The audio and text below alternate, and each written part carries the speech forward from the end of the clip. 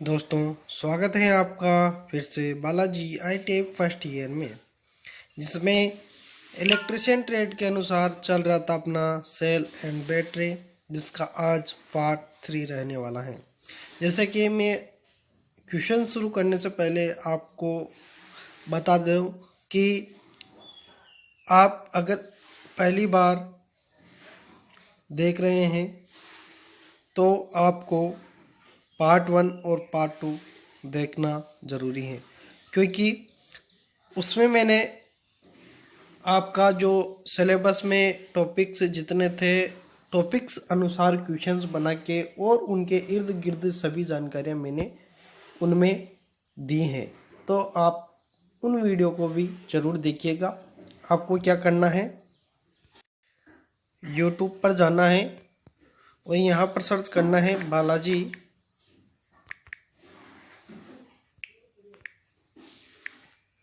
ITI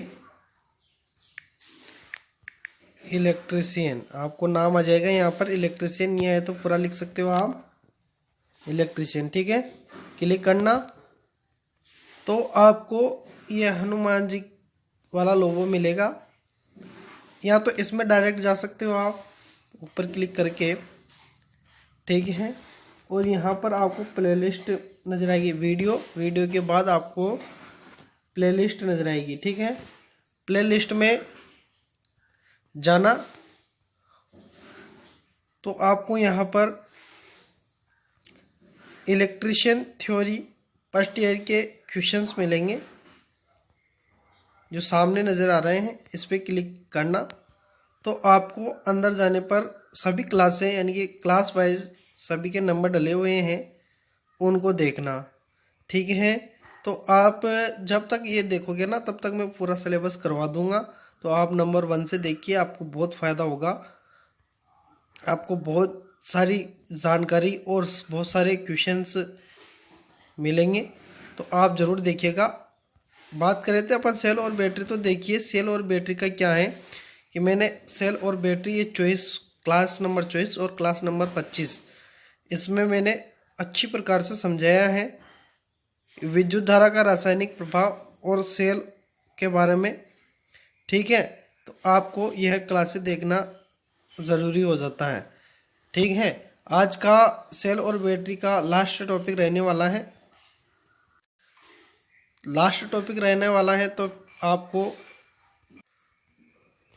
आपको इसमें numerical सवाल करवाए जाएंगे, बहुत ही शानदार। तो आज के मोटिवेशंस के उस पर आ जाते हैं कि मोटिवेशंस है आज का कि जो अत्यंत विकट परिस्थिति में भी झुक कर हार नहीं मानते, वो हार कर भी जीते होते हैं। ठीक है, ये महाराणा प्रताप की शब्दावली थी, उनके द्वारा बोले गए शब्द थे। इनको अपने जीवन में भी लागू करना चाहिए कि कोई भी विकट परिस्थिति आ जाए लेकिन हमें झुक कर हार नहीं मानना चाहिए, हमें प्रयास करता रहना चाहिए और खेल से या परीक्षा से दूर नहीं भागना चाहिए। हाँ, फेल हो जाए लेकिन उससे अपन को कुछ सीख जरूर मिलती है। ठीक है, देखिए ये जो मैं अभी आपको ये जानकारी बता रहा था, ये मैं हर वीडियो में बताऊंगा, क्योंकि इतना तो मेरा बताने का फ़र्ज़ बनता है। अगर आपको अच्छा नहीं लगता है तो आप वीडियो को आगे बढ़ा दीजिए करो। ठीक है, क्योंकि अपनी ऑनलाइन तो क्लास है ही नहीं, ऑफलाइन है, तो आप आगे पीछे कर सकते हो, फास्ट स्लो कर सकते हो। ठीक है, तो अब क्वेश्चंस पर बात करेंगे, फालतू बात पे बात नहीं करेंगे। ठीक है, तो देखिए पहला क्वेश्चन से आज का कि किस संयोजक में सेल का ऋण सिरा दूसरे सेल के धन सिरे से तथा दूसरे सेल का ऋण सिरा तीसरे सेल के धन सिरे से संयोजित किया जाता है। देखिए संयोजन कितने प्रकार के होते हैं, तो आप सभी को पता होगा कि संयोजन 3 प्रकार के होते हैं।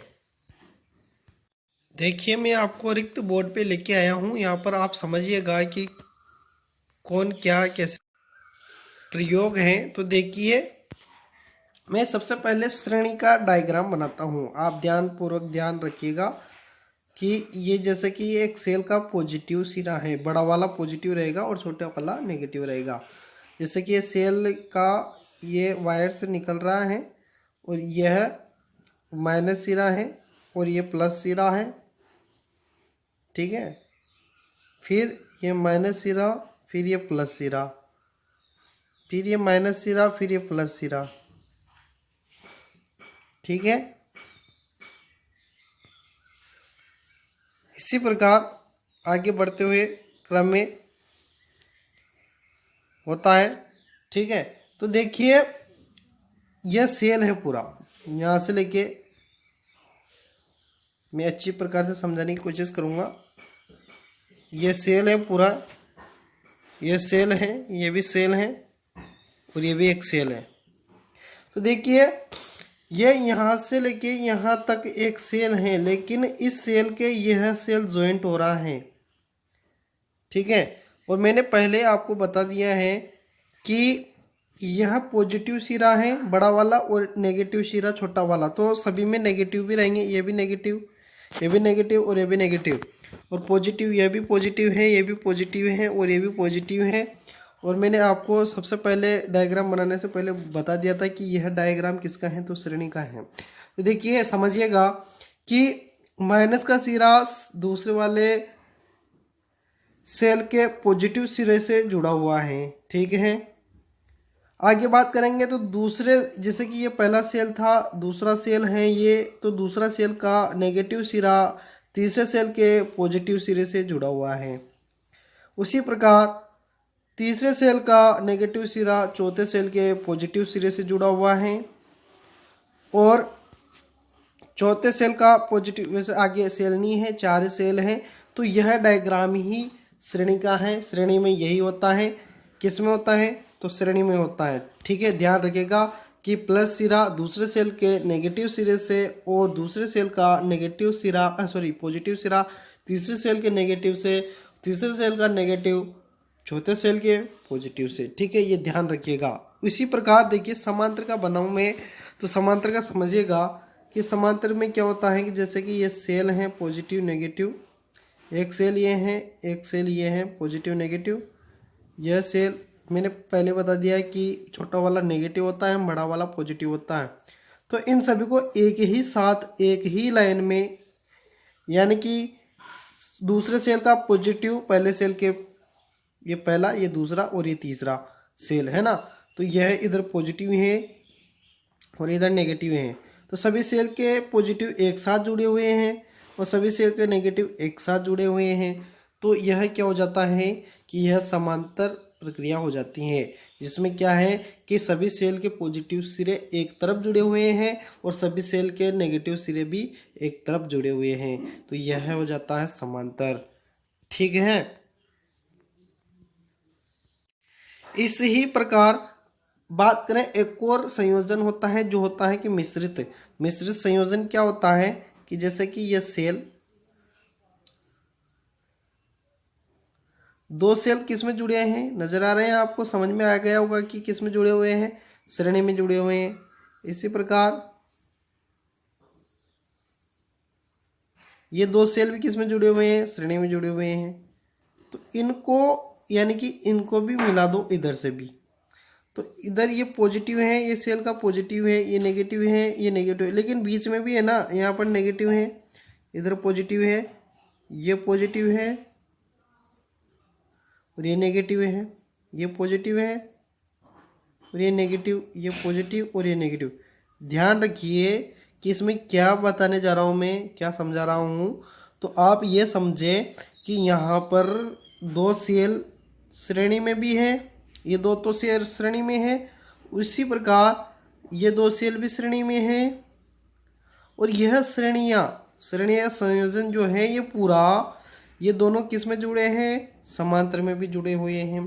तो इस प्रकार के संयोजन श्रेणी और समांतर दोनों संयोजनों से मिलकर मिश्रित संयोजन बनता है। देखिए इनके कार्य हैं, तो देखिए कार्य पर बात करें। देखिए मैं ऐसा काम नहीं करता कि एक क्वेश्चन पढ़ा, उसके ऑप्शंस पढ़े और आंसर दे दिया, ऐसा काम मैं नहीं करता। मैं हर एक क्वेश्चंस को अच्छी प्रकार से समझाता हूँ, उसके ऑप्शंस भी समझाता हूँ कि ऑप्शंस जो हैं यह क्या कहने जा रहा है, यह क्या है, तो आपको उस बारे में भी जानकारी मिल जाए तो अच्छा रहता है जब भी क्वेश्चंस, क्योंकि क्वेश्चंस जैसा यह है वैसा का वैसा एग्ज़ाम में लिखा हुआ नहीं होता, वहाँ कुछ अलग तरीके से दे देता है और बच्चा कंफ्यूज हो जाता है कि यह क्या है क्या है, तो फिर वहीं उसका जो आंसर है वह गलत हो जाता है। फिर वो घर पे आके देखता है कि यह था और अपन ने क्या कर दिया। ठीक है, तो आप समझिए। ठीक है, तो अपन ने बात की ना तीनों की, तो आपको समझ में आ गया होगा। तो श्रेणी देखिए, इसमें आंसर क्या होगा, तो श्रेणी आंसर हो जाएगा। और यह बात ध्यान रखिएगा कि श्रेणी संयोजन तब करते हैं जब विद्युत धारा की ज़्यादा आवश्यकता होती है। समांतर संयोजन, सॉरी गलत बोल दिया, देखिए ध्यान रखिएगा, फिर से सुनिए। श्रेणी संयोजन का तब संयोजन किया जाता है जब अधिक विद्युत वाहक बल प्राप्त करना हो। अपन को अधिक विद्युत वाहक बल की जब आवश्यकता पड़ती है तब श्रेणी संयोजन किया जाता है। समांतर संयोजन तब किया जाता है जब अपन को अधिक विद्युत धारा की आवश्यकता होती है।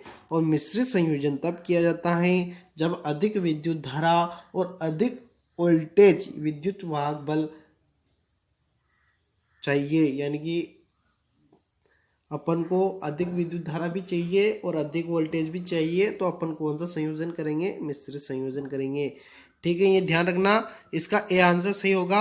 आते हैं नेक्स्ट क्वेश्चंस पर। टेंशन ना लीजिए, अपन फास्ट करने की कोशिश करेंगे, लेकिन आप ये मत सोचिए कि एक क्वेश्चन में इतना समय लगाया। एक क्वेश्चन से मैंने आपके 3-4 से यानी कि 6-7 क्वेश्चंस करवा दिए। एक क्वेश्चन में अगर उस बात को आप ध्यान से सुनोगे ना तो उसमें 5 से 6 क्वेश्चंस मिलेंगे आपको, ये मैं बता रहा हूँ। समझिए, सोचिए, और उस क्वेश्चन में जितना समय लगा ना उसमें आप ध्यान से देखिए कि उसमें कितना समय लगा, ये ना सोचे, और उसमें ये सोचें कि उसमें कितने क्वेश्चंस अपन को मिल गए हैं। ठीक है, देखिए दूसरे क्वेश्चंस। किसी संयोजक में अधिक विद्युत वाहक बल प्राप्त करने के लिए संयोजित किया जाता है। मैंने अभी पहले वाले क्वेश्चन में बताया था कि अधिक विद्युत वाहक बल प्राप्त करने के लिए संयोजित किया जाता है किसमें, श्रेणी संयोजन में, समांतर संयोजन में, मिश्रित संयोजन में, यह सभी तो आप बता देंगे कि श्रेणी संयोजन में, क्योंकि आपने अभी पढ़ा है, वही चीज़ है, उसी से क्वेश्चन बन जाता है। ठीक है, तो यह सभी मैंने पहले जानकारी आपको बता दी है। ठीक है ना, देखिए कुछ एक दो फॉर्मूले लिख देता हूँ मैं आपको। इन श्रेणी और समांतर और ये मिश्रित जो संयोजन है इनके मैं फॉर्मूले लिख देता हूँ, उनको जरूर याद रखिएगा, स्क्रीनशॉट ले लीजिएगा। जैसे कि सबसे पहले श्रेणी का लिख रहा हूँ। श्रेणी जो है ना उसका फॉर्मूला है आई यानी कि धारा है ना बराबर एन ई बटे N R plus capital R इधर है और एक तरफ स्मॉल लेटर है, ये ध्यान रखना आर का। ठीक है, तो यह सेल का श्रेणी संयोजन का फॉर्मूला होता है जिसमें परिपथ की कुल विद्युत धारा, परिपथ में कितनी विद्युत धारा बह रही है उसका यह आंसर निकाल देता है। यह फॉर्मूला आप ध्यान रखिएगा। इसी प्रकार देखिए मैं नाम नहीं लिख रहा हूँ किसका है, मैं बोल रहा हूँ, तो आप ध्यानपूर्वक याद रखिएगा। ठीक है, इसी प्रकार अपना समांतर का है, समांतर का ध्यान रखिएगा। आई बराबर एन ई बटे small R plus N capital R. ठीक है, यह है। ठीक है, यह होता है समांतर का। अब आप बोलोगे कि इनका क्या अर्थ है, तो देखिए आई का धारा एम्पियर इसका मात्रक है, एन का यानी कि संख्या, सेलों की संख्या। ठीक है, ध्यान रखना। और ई का मतलब होता है एक सेल का विद्युत वाहक बल, और आर स्मॉल आर का होता है एक सेल का आंतरिक प्रतिरोध जो कि ओम में मापा जाता है। और एन का मतलब होता है सेलों की संख्या, मैंने बता दिया है। और कैपिटल आर का मतलब होता है लोड प्रतिरोध, यह ध्यान रखिएगा। इसी प्रकार मिश्रित का होता है I बराबर NME बटे NR प्लस MR। ठीक है, ये ध्यान रखना। अब इसमें M आ गया, ध्यान रखिए, M नया चीज आई तो M का मतलब होता है श्रेणी समूहों की संख्या। श्रेणी समूह जो होते हैं ना सम्मिश्रित में, उन समूहों की संख्या, ये M बराबर होता है। ये ध्यान रखना। मैं पूरी जानकारी नहीं दूंगा, मैंने जानकारी पूरी दी है लेकिन लिखूंगा नहीं, ये ध्यान रखना। इसको आप समझ लेना, समय अधिक लगता है। तो देखिए इसमें कौन सा आंसर सही होगा, तो श्रेणी ये तो पता ही दिया है। ठीक है, आते हैं नेक्स्ट क्वेश्चन पर। नेक्स्ट क्वेश्चन से आपके सामने, यदि कोई बैटरी 5 एम्पियर विद्युत धारा 15 घंटे तक प्रदान कर सकती है तो उसकी क्षमता क्या होगी। यदि 7.5 एम्पियर विद्युत धारा प्राप्त की जाए तो बैटरी कितने घंटे चलेगी। समझिएगा कि 5 एम्पियर विद्युत धारा में 15 घंटे तक विद्युत धारा प्रदान करती हैं। तो देखिए अपन को पता है कि रेटिंग क्या होती है, एम्पियर हावर।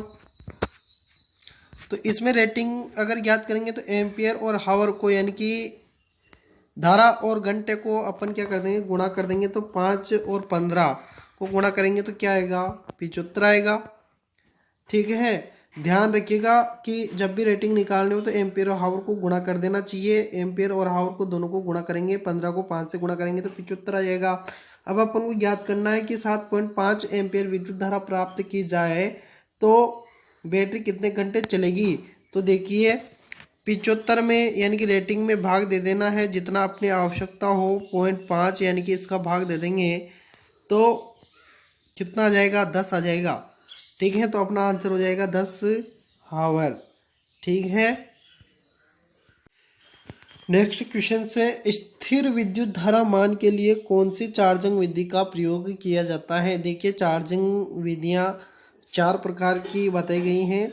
स्थिर धारा चार्जिंग विधि, ट्रिकल चार्जिंग विधि, और ऊपर है स्थिर वोल्टेज विधि, और एक है रेक्टिफायर विधि। देखिए चारों, एक और होती है वैसे बूस्ट चार्जिंग विधि। ठीक है, वो आपके सिलेबस में नहीं है लेकिन ध्यान रखिएगा, बूस्ट चार्जिंग विधि भी है एक। अब देखिए इनके कार्य क्या क्या है तो मैं आपको बता देता हूँ कि स्थिर धारा चार्जिंग विधि वह होती है जिसमें स्थिर धारा प्राप्त की जाती है। जैसे कि कितने भी सेल आप किसी भी तरीके से जोड़ दो, तरीका नहीं, यानी कि कितने भी सेल जोड़ दो आप, लेकिन अपन को आवश्यकता जितनी धारा यानी कि 12 एम्पेयर की आवश्यकता है, तो आप 10 सेल जोड़ोगे तो भी अपन को 12 की आवश्यकता है। तो अपन उसको संयोजन इस प्रकार से करेंगे कि अपन उतनी ही धारा ले सकें, यानी कि 12। वैसे चार्जिंग के कंट्रोल बॉक्स आते हैं, उनके द्वारा धारा को नियंत्रण किया जाता है। जितनी वोल्टेज की आवश्यकता है उतनी वोल्टेज पे उसको सेट कर दिया जाता है, जितनी धारा की आवश्यकता है उतनी धारा पे उसको सेट कर दिया जाता है। वह सब उसके अंतर क्रिया होती है। ठीक है, तो ये स्थिर धारा चार्जिंग विधि वो होती है जिसमें धारा का मान 12 एम्पियर है, तो उसका धारा का मान 12 एम्पियर ही होगा, वोल्टेज का ऊपर नीचे हो सकता है, ध्यान रखिएगा। स्थिर वोल्टेज विधि में यह होता है कि इसमें वोल्टेज का मान जैसे कि 240 है तो 240 ही रहेगा, 12 वोल्ट है तो 12 वोल्ट ही रहेगा। ठीक है, उससे कम ज़्यादा नहीं होगा। ये ट्रिकल चार्जिंग क्या होती है, तो ट्रिकल चार्जिंग वह होती है कि अधिक समय तक बैटरी में क्या होता है कि एक रोग आ जाता है, दोष आ जाता है, रोग आ जाता है। वह होता है कि जब अपन है ना बहुत सारे समय तक बैटरी को कार्य में नहीं लेते, बहुत अधिक समय हो जाता है, जैसे कि 6 महीने से पड़ी हुई है, 12 महीने से पड़ी हुई है, 1-2 साल से पड़ी हुई है, उस बैटरी को अपन काम में नहीं ले रहे हैं, पूरी उसका इलेक्ट्रोलाइट भी सूख गया है, तो उसको काम में लेने के लिए उसमें इलेक्ट्रोलाइट तो डाल दिया, लेकिन उसको जब चार्जर से जोड़ते हैं ना तो वो काम नहीं करती, चार्ज नहीं होती। तो उस दोष को बोला जाता है सल्फेशन दोष बोला जाता है। सल्फेशन दोष होता है जिसको दूर करने के लिए ट्रिकल चार्जिंग विधि का प्रयोग किया जाता है, जो कि होती है कि उसमें कम मान की विद्युत धारा यानी कि 1 एम्पियर 2 एम्पियर या 3 एम्पियर की मान की धारा को अधिक समय यानी कि एक दिन या 2 दिन या 8 दिन तक चार्ज किया जाता है, चार्ज से जोड़ा जाता है, वह होती है ट्रिकल चार्जिंग। बूस्ट चार्जिंग जो मैं नाम बता रहा था वह होती है कि उसमें क्या किया जाता है कि अधिक मान की धारा एक साथ देकर और बैटरी को कुछ समय में यानी कि 1 घंटे में आधे घंटे में ही चार्ज कर दिया जाता है, वह बूस्ट चार्जिंग विधि होती है। इसमें क्या अधिक मान की धारा होती है। और रेक्टिफायर विधि होती है कि रेक्टिफायर यानी कि एसी को डीसी में बदलकर और बैटरी को चार्ज करना। तो देखिए स्थिर विद्युत धारा मान तो आप बता सकते हो सर आपने ही बताया है कि स्थिर धारा चार्जिंग विधि, तो ठीक है स्थिर धारा चार्जिंग विधि। नेक्स्ट क्वेश्चन है आपके सामने कि इलेक्ट्रोलाइट का अपेक्षित घनत्व 1.18 या इससे कम हो तो बैटरी की अवस्था होगी। देखिए बैटरी की 3 अपेक्षित यानी कि ये जो अपेक्षित घनत्व होता है ना इलेक्ट्रोलाइट का 3 अवस्थाएं होती है इसकी, पूर्ण चार्ज अवस्था, हाफ चार्ज अवस्था और डिस्चार्ज अवस्था। तो इन तीनों के मैं नाम लिख दे जो इसके मान है अपेक्षित घनत्व के वो लिख देता हूँ कि पूर्ण चार्ज अवस्था कब दिखाएगा जब वो ये क्या होता है अपेक्षित घनत्व किससे मापा जाता है, ये मैंने पिछली कक्षा में बताया है। किससे मापा जाता है फिर से बता देता हूँ मैं, हाइड्रोमीटर से मापा जाता है। उसमें रेटिंग होती है। किस में मापा जाता है तो अपेक्षित घनत्व को हाइड्रोमीटर से मापा जाता है। हाइड्रोमीटर जो होता है उसमें जो इसकी मात्रक कुछ नहीं होते लेकिन बस संख्या होती है 1.25 होती हैं जो हाई यानी कि 1.25 पे उसका मान जाता है ना, तो समझ लीजिएगा कि पूर्ण चार्ज यानी कि बैटरी पूर्ण चार्ज है। इसी के साथ जब 1.20 से 1.25 1.20 से 1.25 पर अगर मान दिखा रहा है तो बैटरी को समझ लेना चाहिए कि वह हाफ चार्ज अवस्था में है। और इसी प्रकार 1.18 दिखा रहा है या उससे कम दिखा रहा है तो बैटरी डिस्चार्ज अवस्था में है, ये ध्यान रखना। मैं आपको एक और बात बता देता हूँ कि जो पूर्ण चार्ज अवस्था होती है ना उसमें बैटरी का वोल्टेज मान होता है 2.2 वोल्ट, ठीक है। और हाफ वे में होता है 2.0 से 2.15 तक, ठीक है। ये ध्यान रखना, ये भी जानकारी है। देखिए मैं क्वेश्चंस कम करवाता हूँ और जानकारी ज़्यादा देता हूँ तो आप बोल मत होना, क्योंकि काम का आपके ही है, एक क्वेश्चन से बहुत सारे क्वेश्चन बन जाते हैं, ठीक है। तो यह होता है। नेक्स्ट क्वेश्चंस पर बात करते हैं। एक साथ अनेक बैटरी को लंबे समय तक चार्ज पर लगा रखे तो ऐसी चार्जिंग प्रक्रिया कहलाती है। मैंने अभी कुछ समय पहले बताया है कौन सी है, तो ट्रिकल चार्जिंग विधि है। और सभी चार्जिंगों के बारे में मैंने बता दिया, बूस्ट के बारे में बता दिया आपको, ठीक है। तो आते हैं नेक्स्ट क्वेश्चंस पर। नेक्स्ट क्वेश्चन है आपके सामने, चार्जिंग के समय लेड एसिड सेल विद्युत ऊर्जा को परिवर्तित करता है। देखिए चार्जिंग के समय लेड एसिड सेल विद्युत ऊर्जा को परिवर्तित करता है। तो देखिए विद्युत ऊर्जा को किस में करता है तो रासायनिक ऊर्जा में करता है, सभी सेल यही करते हैं। इसके अलावा और कोई क्रिया नहीं होती, बस यही क्रिया होती हैं कि उसमें जो रासायनिक होता है ना, रासायनिक पदार्थ इलेक्ट्रोलाइट, उसमें विद्युत धारा को बदल देता है। और जब अपन काम में लेते हैं उसको, बैटरी को काम में लेते हैं ना, तब तो अपन रासायनिक को विद्युत ऊर्जा में बदलते हैं। और जब बैटरी को चार्ज किया जाता है तब जो विद्युत ऊर्जा होती है उसको अपन रासायनिक ऊर्जा में बदलते हैं, यह बात ध्यान रखिएगा, ठीक है। नेक्स्ट क्वेश्चन से आपके सामने कि एक 144 एम्पियर क्षमता वाली बैटरी 8 एम्पियर धारा लगभग घंटों तक प्रदान कर सकती हैं। वही क्वेश्चन से देखिए इसमें जो अपन ने पहले वाला क्वेश्चन किया था ना न्यूमेरिकल, वैसा का वैसे सवाल है। समझिएगा कि इसने क्या हुआ कि रेटिंग को एक साथ जोड़ दिया, ठीक है। रेटिंग इसने क्या कर दिया एक साथ। अगर ये ऐसे बोल देता कि 12 एम्पियर वोल्टेज के 12 एम्पियर वाली बैटरी 12 घंटे तक चलती है तो देखिए इन दोनों को मिलाने पर भी क्या होगा, 144 एम्पियर और आवर को गुणा करने पर क्या आ जाता है, 144 आ जाता है, वही चीज़ है। तो इसने क्या किया कि एक साथ ही कर दिया है ना। तो 144 एम्पियर क्षमता वाली बैटरी को 8 घंटे एम्पियर धारा में मतलब कितने समय लगेगा, है ना, प्रदान घंटे तक प्रदान कर सकती हैं। तो अगर इस प्रकार से क्वेश्चंस दिया हो तो आपको क्या करना होगा कि जैसे अपन ने वो सवाल किया था उसी प्रकार से करना है कि 144 दिया है। अब 144 में क्या करना है, अपन को भाग देना है किसका, 8 का। यही किया था ना उसमें भी। तो 8 का जब भाग देंगे तो कितना आ जाएगा, 18 आ जाएगा। ठीक है, तो 18 अपना क्या हो जाएगा, आंसर हो जाएगा। आते हैं नेक्स्ट क्वेश्चन पर। देखिए नेक्स्ट क्वेश्चन से अपना 4 सेल समांतर में जुड़े हैं और प्रत्येक सेल की रेटिंग 1.5 वोल्ट और 16 एम्पियर घंटा है। इस बैटरी की एम्पियर आवर रेटिंग क्या है। देखिए क्या दिया है इसमें, समांतर यानी कि समांतर में जुड़े हुए कितने सेल, 4 सेल, और एक सेल की रेटिंग है 1.5 वोल्ट। ठीक है ना। तो देखिए समांतर में 4 जुड़े हुए हैं, यानी कि जैसे कि मैं डायग्राम मैंने आपको पहले ही बताया था, फिर बना देता हूँ मैं इस प्रकार से। रुको, ये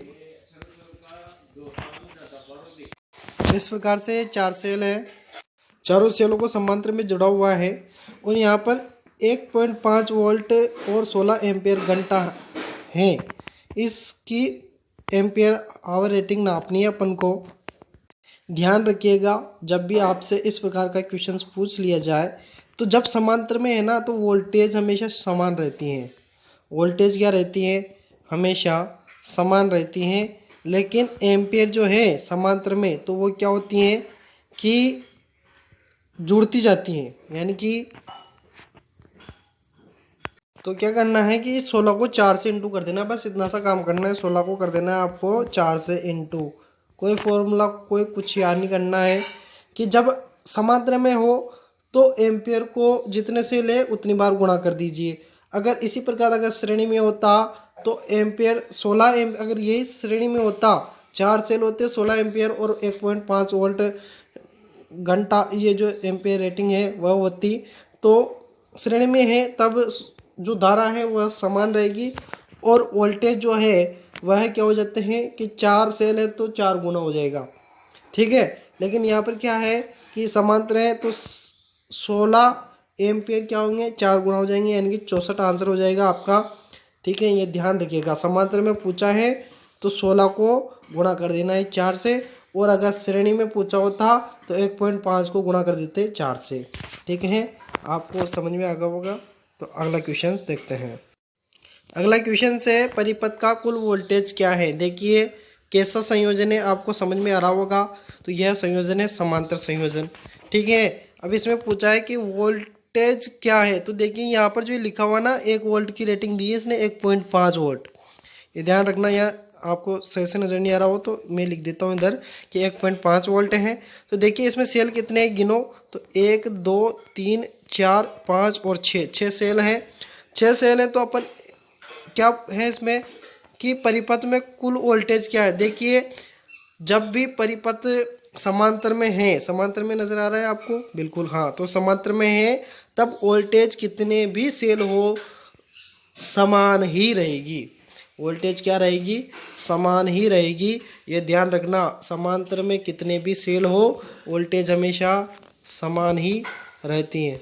और यही अगर श्रेणी में होता तो इस 1.5 को अपन 6 से गुणा करते, जितने सेल है उतने से गुणा करते, फिर आंसर आता अपना। ठीक है, तो ये ध्यान रखना, गलती ना करना। जब समांतर में हो तब वोल्टेज उतनी की उतनी रहती है जितने एक सेल की हैं, और अगर श्रेणी में होता तो जितने सेल है उतने से गुणा करते। अगर इसी प्रकार यहाँ पर धारा की पूछ लेता तो समांतर में धारा का मान क्या होता है, जितने सेल है उतने से गुणा करना पड़ता है, और श्रेणी में हो तो सेल में वो जो धारा है एक सेल में वही सभी सेलों में रहती हैं।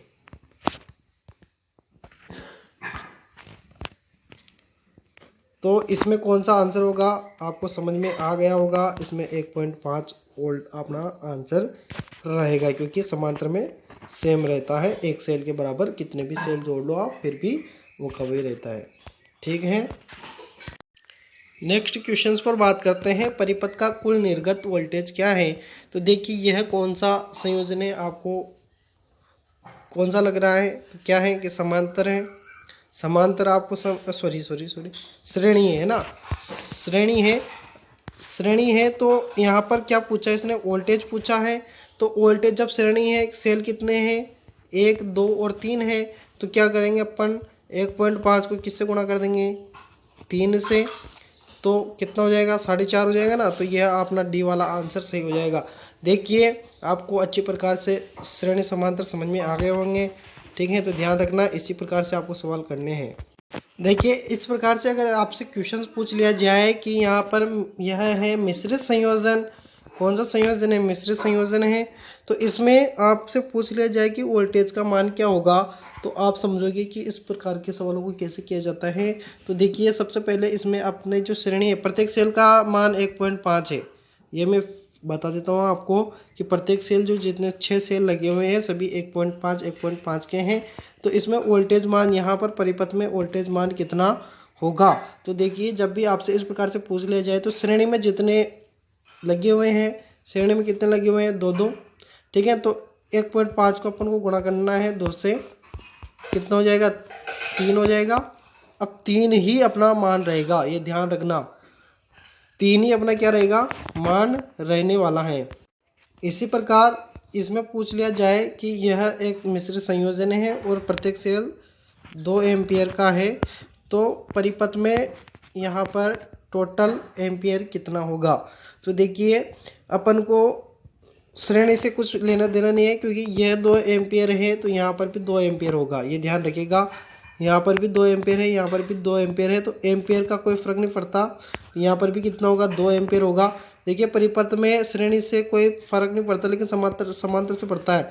जैसे यहाँ पर 2 आ रहा है तो नीचे भी 2 आ रहा है, यानी कि इसमें 2 है। और समझिए ध्यान से मैं क्या समझाना चाह रहा हूँ आपको, कि यहाँ पर 2 एम्पियर हैं इस संयोजन में, और इस संयोजन में भी 2 एम्पियर हैं। तो 2 + 2 कितना हो जाएगा, 4 एम्पियर हो जाएगा। 4 आपका आंसर हो जाएगा। देखिए एम्पियर यानी कि धारा में श्रेणी संयोजन में कोई फर्क नहीं पड़ता, धारा कितनी भी हो। यानी कि यहाँ से लेके यहाँ तक कितनी है, 2 एम्पियर है। यहाँ से लेके यहाँ तक कितनी है, 2 एम्पियर है। लेकिन ये दोनों किस में जुड़ रहे हैं, समांतर में। तो ये कितना लेंगे, 2 कितने हो जाएंगे, 4 हो जाएंगे। ये ध्यान रखना, आपको अच्छी प्रकार से सवाल समझ में आए हुए होंगे। तो आज के लिए आपका सेल और बैटरी यहीं तक यानी कि समाप्त हो चुका है। नेक्स्ट क्वेश्चन में बात करेंगे, नेक्स्ट क्लास में बात करेंगे अपन विद्युत वायरिंग। ठीक है, तो आज के लिए इतना काफ़ी है, हमें दीजिए इजाज़त। और ज़रूरी सूचना है कि अगर आपने बालाजी ITI इलेक्ट्रिशियन को अभी तक सब्सक्राइब नहीं किया है तो चैनल को सब्सक्राइब कर दीजिएगा, और अपने दोस्तों को भी लाइक और शेयर, वीडियो को अपने दोस्तों को शेयर कीजिएगा वीडियो, और लाइक जरूर कीजिएगा चैनल को, ये वीडियो को। ठीक है, तो हमें दीजिए इजाज़त, धन्यवाद।